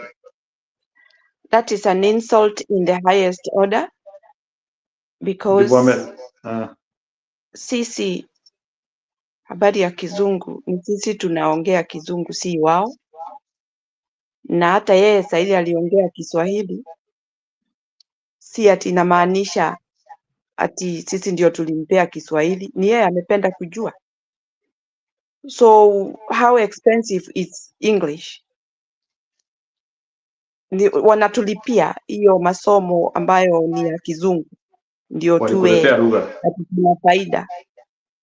If we were let to stay in our own way, in our own land, without colonization, I think we will be better off.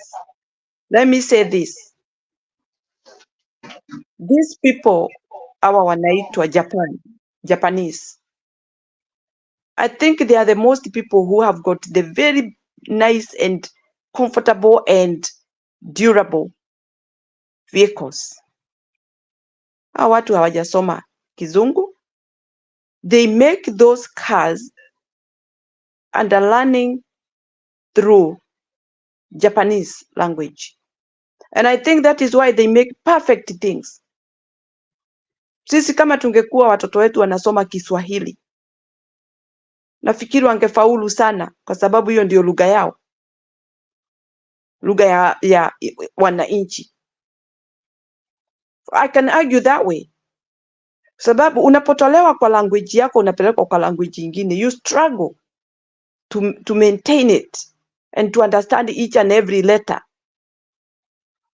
Lakini kama watu walikuwa wanasomeshwa na Kiswahili yao, ile ya wananchi wa Kenya, nafikiri ingekuwa tamu sana, because you will understand each and everything properly.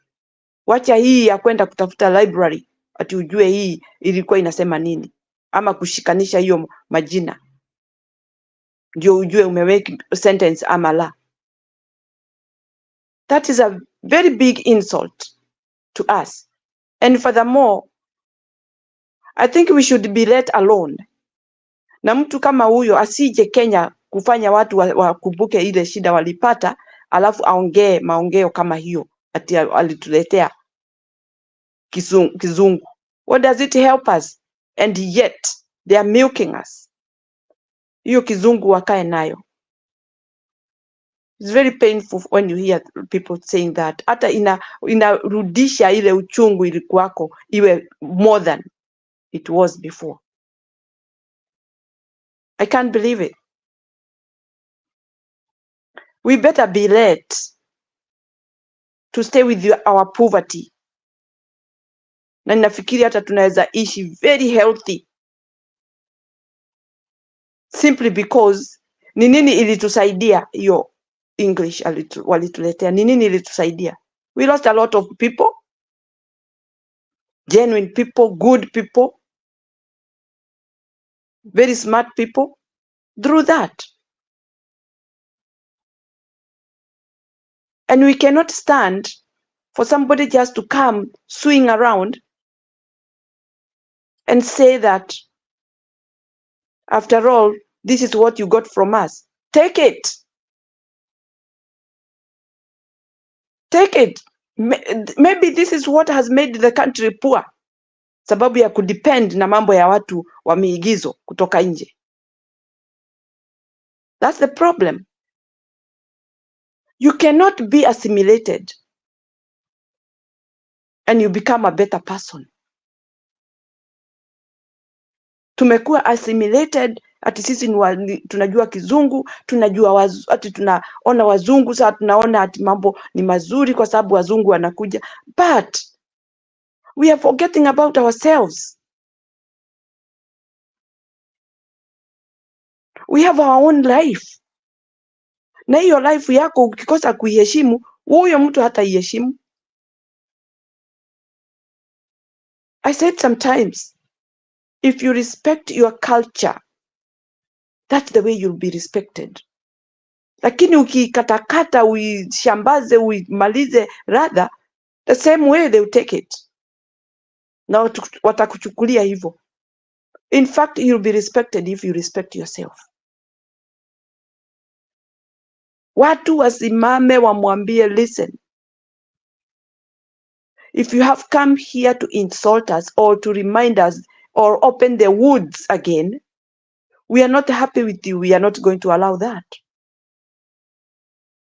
Lakini watu wamenyamazishwa na hiyo kala. Watu wakiona hiyo kala wanaona anyway. Jiro, there are things that really I fight for, but I don't know whether I will ever win. The kind of people being intimidated because of a color. You see a color, everybody want to look at it. It's like a movie, the way we watch movie on the TV. Mnaangalia mtu ambaye anapita na anajua, he is very much aware that you people, you fear us. You know we are better than you. We are better off. Sababu tu ya skin. African people are very smart. It's only that they don't want to.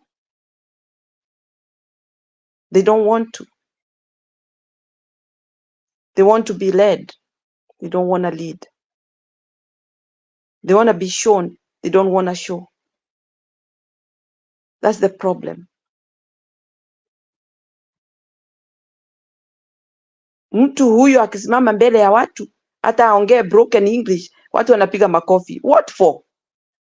Ati na wanacheka. Ati kwa sababu yeye anaongea Kiswahili. What for? Hata afadhali aongee hiyo kizungu yao, arudi aende. I might be controversial, but that is my point. I feel bad. Mtu kama huyo anafanya country iwe ata stand still. Saidi watu wako na tabu na waendelee kuwa na tabu because the spending of that day, those days is enormous. Na yeye atarudi kwao aende akae huko palace. Nyinyi mmebaki huko na vumbi yenu na mabarabara yamebondeka bondeka. Kila kitu hakuna. Amerudi kwao safe and sound. Na huku amewekewa mkeka. Mtu ambaye watu wanamwangalia wanaona kama nani yeye, kama savior wao ama nini. Let me leave it there, Jiro. It's very, very shameful. Asante. Okay, sawa. Mama Mary, tutafunga sasa because we don't have any entrance and I think we have been exhaustive. We have discussed so many things. I hope Kenyans of goodwill can be able to relate to what we are saying and they can learn from us. And I hope we are in the same sync. No one is hopeful. Our hope is in the Lord, not in the people. We hope that we can be able to change our trajectory and do the right thing. And we should not allow our country to fall when we have power and strength and knowledge. Anyway, thank you kwa wale wamekuwa na sisi. So Mama Mary, I think we will be able to close now. Thank you for your appearing. Wacha tushukuru wale wamekuwa na sisi for this short time. Angela Wambui, I don't know ako wapi. She's very active here. Esther Kabilo, Ubuntu, that's a powerful South African name. Sijui kama wewe ni mtu ya Marema, ni mtu ya Ramaphosa. There is Melvin, huyo ni Mdogo. Then there is Joe Dida, Wambui tena. There is Gesare. Wow, sijui kama huyo ni wa kutoka Marsabit.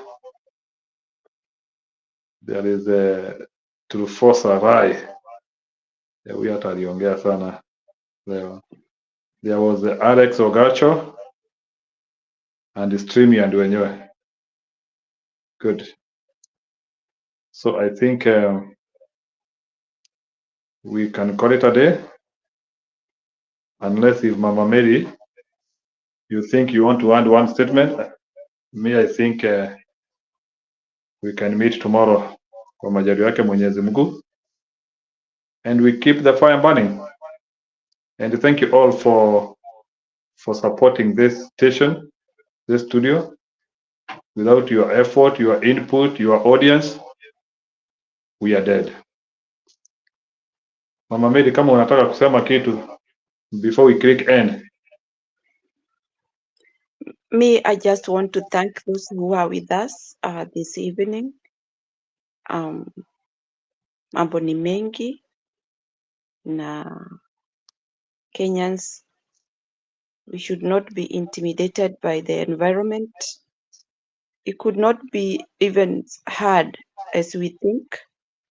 Let's unite and rescue our country. Our country is vital to us, if not for those who have spoiled our country. We are living very strenuous life right now kwa sababu ya watu wengine washibe. Very sad. Lakini Mungu ako mbele. I pray for everybody to just stand up and feel the strength ya kuwa isipokuwa ni mimi na wewe tushikane, hakuna mtu mwingine. So usukani ni wetu. We raise our voice, we hold each other and fight for our country. That's the only thing I can say tonight. Asanteni kwa kunisikiliza. Tuonane wakati huo mwingine, majaliwa yake Mungu wetu. Asanteni. Thank you, Jiro. Thank you. Maneno ya kutafutana na Uhuru Kenyatta wachana nayo. Uhuru alifanya kazi yake akaenda wapi? Dubai. If they continue this thing about Uhuru Kenyatta.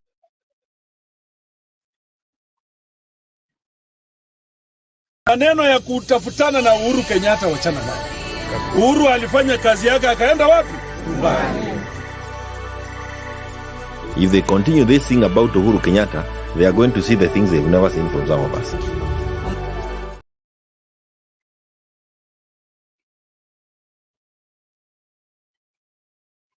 Maneno ya kutafutana na Uhuru Kenyatta wachana nayo. Uhuru alifanya kazi yake akaenda wapi? Dubai. If they continue this thing about Uhuru Kenyatta, they are going to see the things they've never seen from some of us.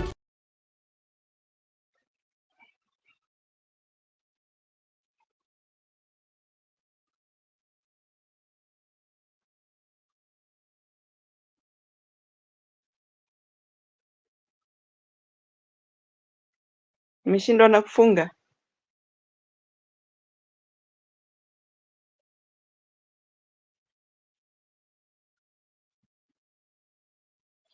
Maneno ya kutafutana na Uhuru Kenyatta wachana nayo. Maneno ya kutafutana na Uhuru Kenyatta wachana nayo. Uhuru alifanya kazi yake akaenda wapi? Dubai.